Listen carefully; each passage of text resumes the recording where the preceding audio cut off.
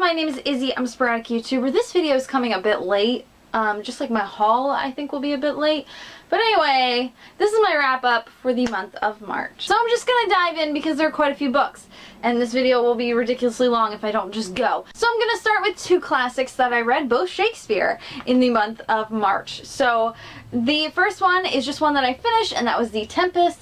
I did enjoy this. I think I ended up giving it 3 stars because it wasn't my favorite Shakespeare play, but I did enjoy it. It was alright. The next one that I finished is The Twelfth Night. This one was really, really good. I really liked this a lot. It is a comedy. I thought it was really funny. So the next one that I finished in the month of March is The Night Circus by Erin Morgenstern. I loved this. I thought it was really, really beautiful. It was very lyrical, and it was one of those books that, like, you should definitely read slow.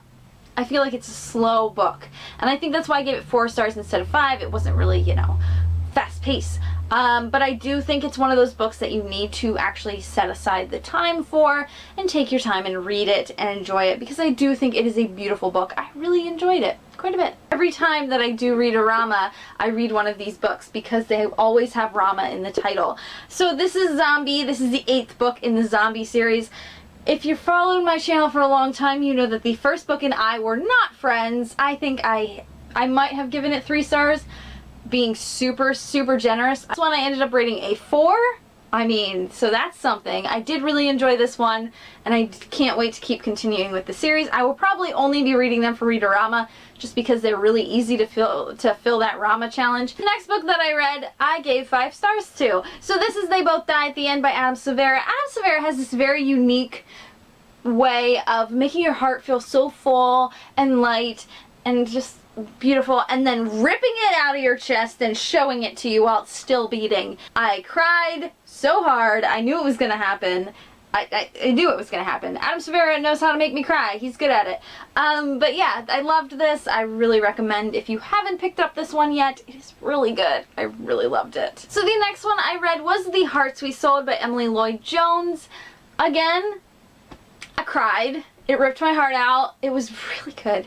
So I really enjoyed this book quite a bit. I gave it 4 out of 5 stars. I would have given it 5 stars, but some of these supernatural, paranormal elements were a little weird and kind of just thrown in there. I felt like if this was like a series or a bigger book, and some of those aspects were explained a little bit better, then I probably would have given it a 5, but I still really, really enjoyed it and loved it. So if you don't know what this is about, it is set in a world where demons exist, and they will grant you, like, wishes. They live, like, among society, and they will grant you, like, wishes and stuff for, like, a body part. Which is weird. I know. But this particular demon that the main character sells her body part to, only collects hearts. So she sells her heart to this demon, and in turn she must do his bidding, but she also gets what she wants as well. The next one that I read is Al Capone Does Nice Shirts. This was just a quirky middle grade novel. It was alright. It wasn't anything great.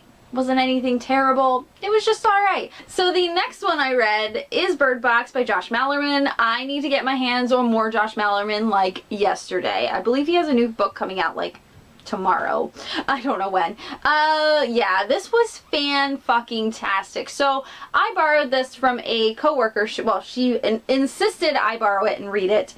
Whew, so good. I really recommend this, especially if you're looking for horror books.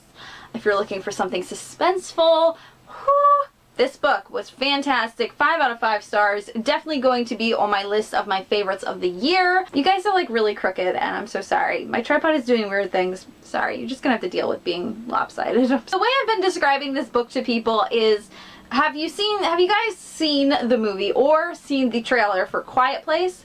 So good, by the way. We saw it in theaters. It was one of my most anticipated movies of the year, besides Love, Simon.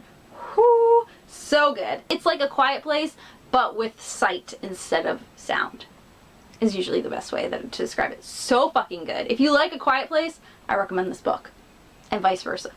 So the next book that I read was the Selection Stories. This is The Prince and the Guard. It's 2 novellas in the Selection series. So yeah, if you're really hesitant about the Selection series like I was, I have been enjoying them. I did not expect it. It is one of those series that I did not expect to love.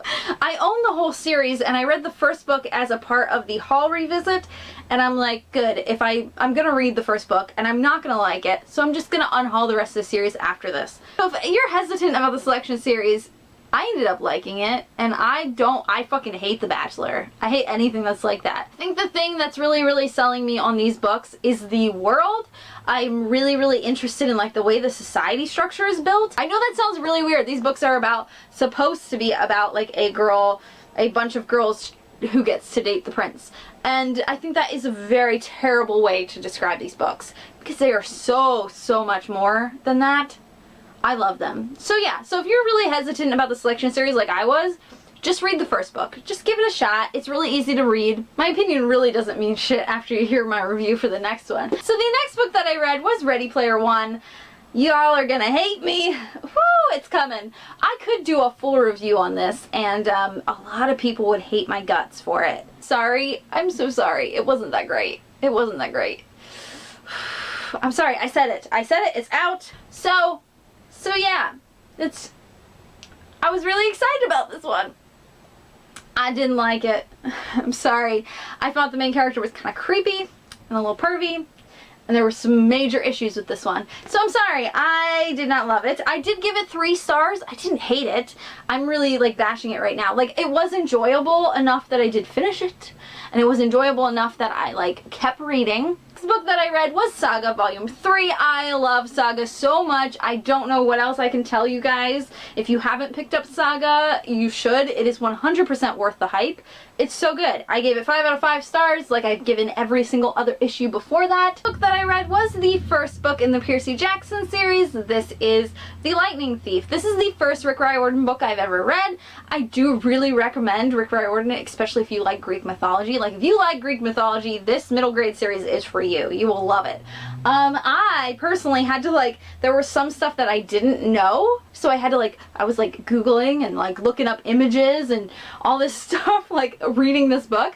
So I mean, very educational. The next book that I read, I don't think it's weird that I gave this 5 stars. I mean, you guys probably expected it. So I reread Simon vs. the Homo Sapiens Agenda. Well, this one is the special edition with bonus material, extra blue emails, guys, and an excerpt from Lay on the Offbeat, which comes out this month. Whoop, whoop.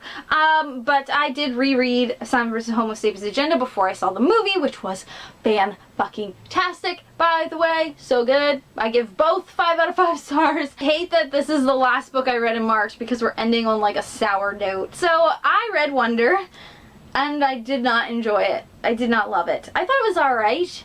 I switched to the audiobook because I was having trouble with the way some of the chapters are written, because it's written from a couple different perspectives, and each perspective is written different.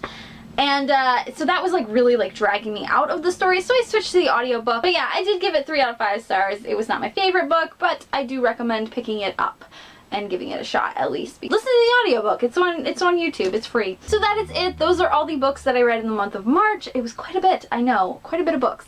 And some new favorites in there, which I'm really excited about, and some that fell a little short. Anyway, guys, peace. I'm out. Goodbye. I love you. Bye.